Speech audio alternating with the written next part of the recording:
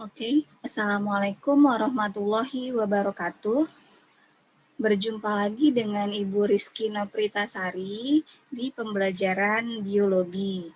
Hari ini kita akan mempelajari tentang Archaebacteria dan Eubacteria.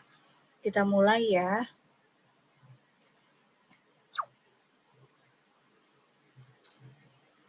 Kompetensi dasar yang harus kamu miliki adalah menerapkan prinsip klasifikasi, menggolongkan Archaebacteria dan Eubacteria berdasarkan ciri-ciri dan bentuk melalui pengamatan secara teliti. Yang kedua, menyajikan data tentang ciri dan peran bakteri. Indikatornya, kamu bisa menjelaskan istilah prokariotik, kamu bisa menjelaskan Archaebacteria, menjelaskan Eubacteria, menjelaskan hubungan antara bakteri dan manusia, menjelaskan persamaan dan perbedaan antara Archaea dan Eubacteria, serta memiliki sikap bertanggung jawab dalam mempelajari Archaebacteria dan Eubacteria. Kita mulai ya. Prokariotik. Apa itu istilah prokariotik? Ini ada gambar bakteri. Bakteri itu disebut juga dengan organisme prokariotik. Artinya adalah hewan atau organisme yang bersel satu dan tidak mempunyai membran inti. Jadi, membran yang membatasi sitoplasma dengan inti sel itu tidak punya. Jadi yang disebut prokariotik adalah hewan yang belum punya membran inti. Contohnya bakteri. Archaebacteria, ini penggolongan yang pertama. Kita lihat. Ciri-ciri dari Archaebacteria adalah dinding selnya tidak ada peptidoglykan. Peptidoglykan itu adalah gabungan protein dan glikan, protein dan glukosa. Membran plasmanya mengandung lemak. Dia ada yang jenis gram positif dan gram negatif. Kebanyakan bersifat anaerob. Anaerob itu dia tidak butuh oksigen. Kemudian nomor 5, tidak ada klorofil, jadi dia tidak punya zat hijau daun. 6, jenis Archaea punya flagella untuk bergerak. Dia punya alat gerak namanya flagel. Yang ketujuh, dia tidak punya organel seperti mitokondria, RE, Golgi, dan ribosom. Yang kedelapan, ditemukan di wilayah yang kadar garamnya tinggi, suhunya yang tinggi. Ini suhu ataupun wilayah yang ekstrim. Itu khusus untuk contoh Archaebacteria. Pengelompokan Archaebacteria ada 3 macam. Yang pertama metanogen, yang kedua halofil, yang ketiga termoasidofil. Metanogen itu maksudnya bakteri yang tidak memerlukan oksigen, yang dapat menghasilkan metana. Ya, kalau halofil, halo itu artinya garam, filia artinya cinta. Jadi halofil adalah bakteri yang cinta sama kadar garam yang tinggi.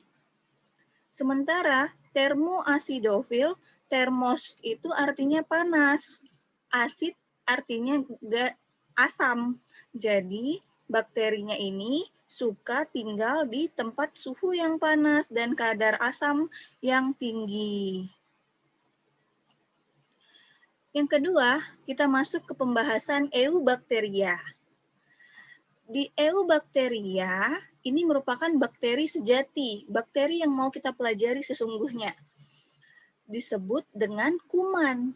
Bakteri ini digolongkan ke dalam prokariotik, gambarnya seperti yang di kanan, dan inti selnya tidak memiliki membran.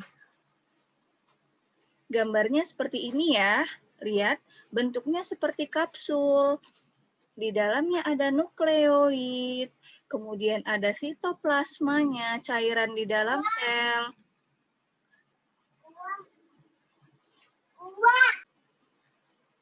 Ada flagellata untuk bergerak, ada pili untuk melakukan hubungan seksualnya, ada ribosom untuk mensintesis protein, kemudian ada membran sitoplasma untuk mengatur keluar masuknya zat. Dinding sel ini memberi bentuk pada tubuh bakteri, dan kapsul menjaga bakteri agar tidak mengalami kekeringan atau ancaman dari luar. Oke. Kita lanjutkan.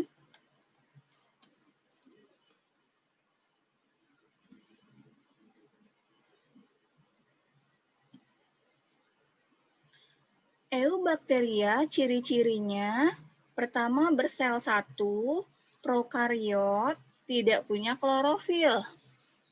Yang kedua, ukuran tubuhnya kecil, 5 mikron. Tapi lebih kecil virus lagi. Yang ketiga, punya dinding sel yang mengandung peptidoglikan. Peptidoglikan tadi adalah gabungan protein dan glukosa. Yang keempat, sudah punya organel sel, yaitu ribosom. Yang kelima, membran plasmanya mengandung lemak. Yang keenam, bakteri ini mampu mempertahankan diri dalam suhu dan kondisi yang ekstrim karena dia punya sekresi cairan yang dihasilkan oleh kapsul. Makanya ada bakteri jahat dan ada bakteri baik. Jika yang punya kapsul itu disebut bakteri jahat, yang tidak punya kapsul itu bakteri baik.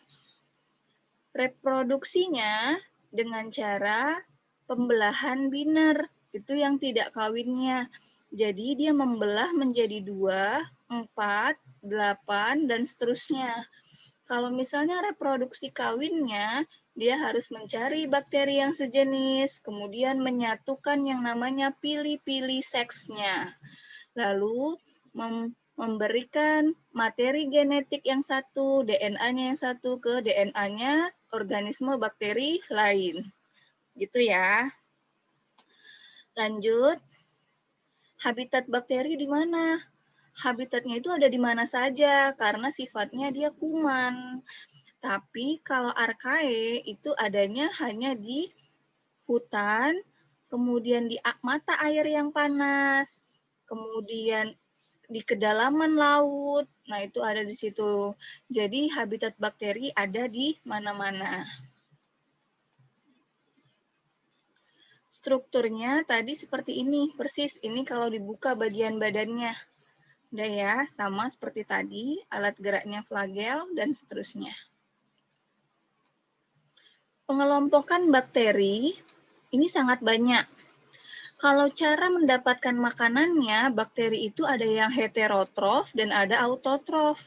Jadi dia bisa membutuhkan cahaya matahari atau tidak membutuhkan cahaya matahari.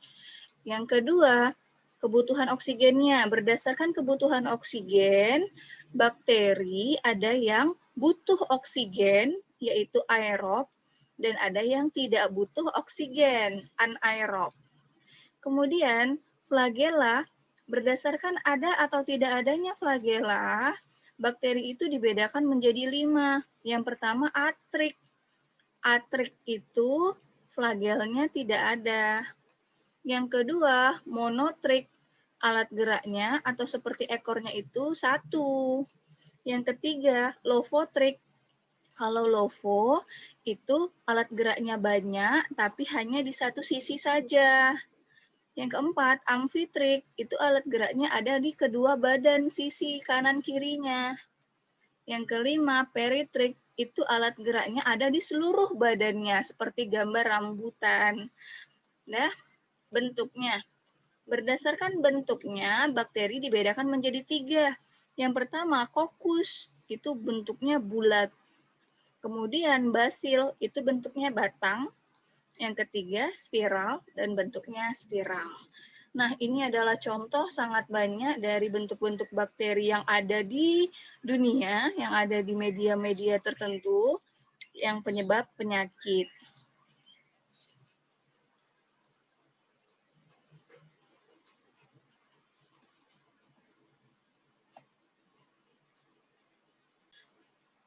Pewarnaan gram, apa itu maksudnya? Di dalam laboratorium, kita bisa membedakan bakteri mana yang termasuk bakteri jahat dan mana bakteri baik dari pewarnaan gram ini. Ada alat yang namanya gram strain untuk mengklasifikasikan bakteri ini masuk ke bakteri gram positif atau bakteri gram negatif.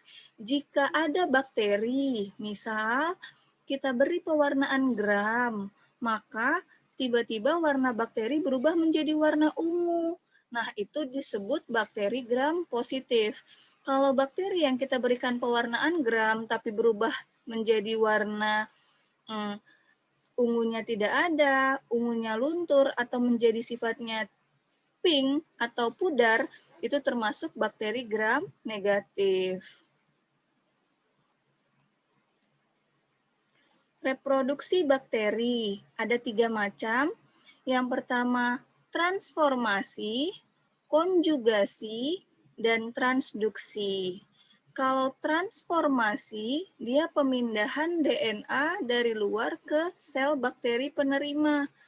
Kalau konjugasi, dia melalui kontak langsung nempel dulu bakterinya. Yang ketiga, transduksi itu melalui perantaraan virus. Gambarnya seperti ini.